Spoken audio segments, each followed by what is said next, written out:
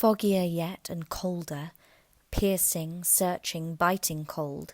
If the good Saint Dunstan had but nipped the evil spirit's nose with a touch of such weather as that, instead of using his familiar weapons, then indeed he would have roared to lusty purpose.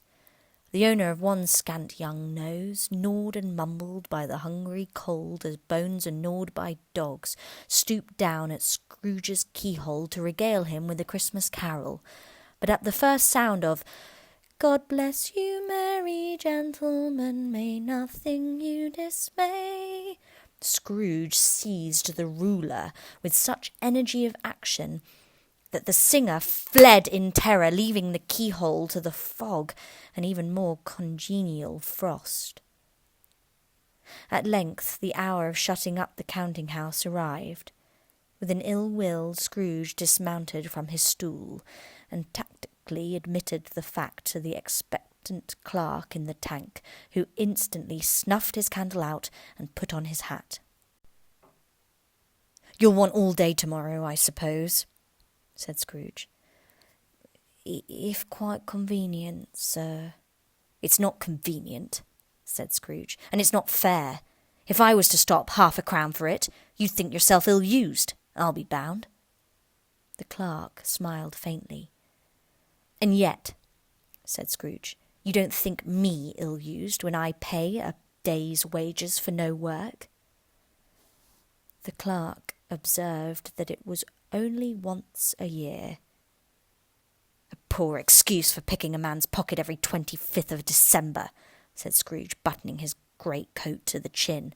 "But I suppose you must have the whole day. Be here all the earlier next morning." The clerk promised that he would, and Scrooge walked out with a growl. The office was closed in a twinkling, and the clerk, with the long ends of his white comforter dangling below his waist, for he boasted no great coat, went down a slide on Cornhill at the end of a lane of boys 20 times, in honour of its being Christmas Eve, and then ran home to Camden Town as hard as he could pelt, to play at blind man's buff. Scrooge took his melancholy dinner in his usual melancholy tavern, and having read all the newspapers and beguiled the rest of the evening with his banker's book, went home to bed. He lived in chambers which had once belonged to his deceased partner.